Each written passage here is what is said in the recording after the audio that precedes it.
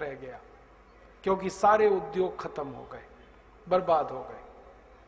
फिर अंग्रेजों की एक कमेटी बनाई गई, उस कमेटी ने बहस की और उसमें यह आया कि भारत पर हमने जरूरत से ज्यादा टैक्स लगाया, बात सही है, लेकिन हमें और कोई विकल्प नहीं था, यही करना था हमें, क्योंकि हमें तो अपने देश को समृद्ध बनाना था, भारत को लूटना था, यही एक रास्ता था।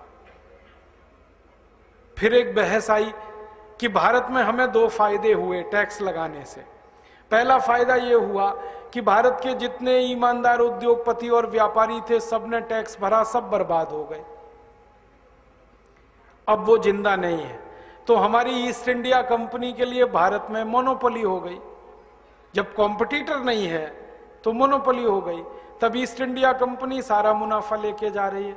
और दूसरा, उन्होंने कहा कि जो जो भारत के व्यापारियों ने ईमानदारी से टैक्स नहीं दिया वो बेईमान हो गए, और बेईमानों को गुलाम बनाना सबसे आसान होता है, इसलिए वो गुलामी में हमारे हजारों साल रहेंगे। तो एक उद्देश्य था लूटना, दूसरा उद्देश्य था भारत के उद्योगपति और व्यापारियों को बेईमान बनाना, ताकि वो गुलामी में रहें। और आप ध्यान देना, बेईमान आदमी ही गुलाम होता है, ईमानदार गुलाम नहीं हो सकता।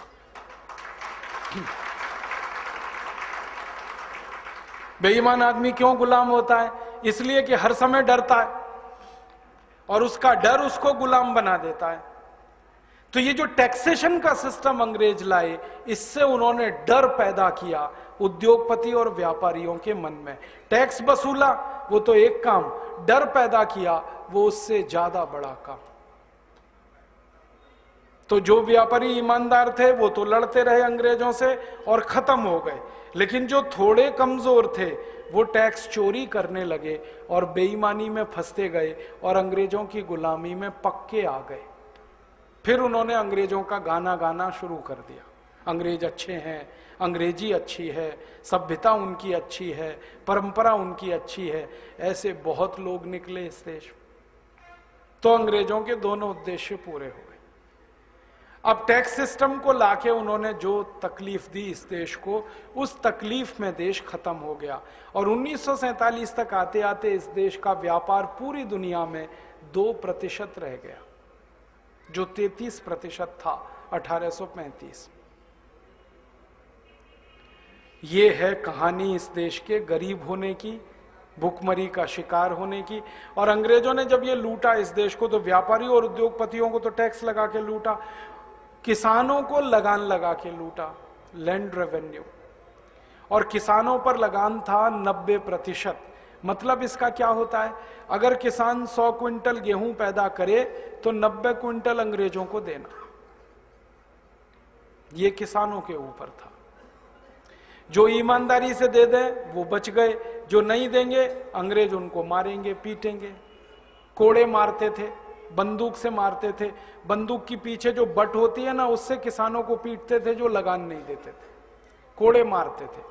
और कोड़ों में वो लगाए जाते थे नेल्स, माने कील, और 4-5 कोड़े खाते ही किसान जो है ना बेहोश होकर गिर पड़ता था। खाल खिंच जाती थी एक कोड़ा मारने। और अंग्रेजों ने अत्याचार ऐसे ऐसे किए, जो किसानों ने लगान नहीं दिया उनकी माताओं, बहनों, बेटियों को उन्होंने उनके सामने ही बेइज्जत किया। किसानों के साथ उनसे बलात्कार करते थे, अगर लगान नहीं दोगे आप तो। एक अंग्रेज नंगा करता था, फिर वो कहता मेरे पास लोहे का एक चिमटा होता था, चिमटा, उस चिमटे में उस मां के दोनों स्तनों को दबा के मैं तब तक दबाता था जब तक खून ना निकल आए।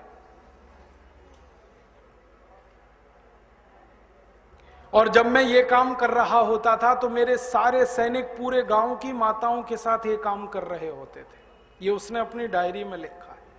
नील, और नील का एक सहयोगी था, उसका नाम था कर्नल व्हीलर। ये दोनों अत्याचार के लिए मशहूर थे इस देश में।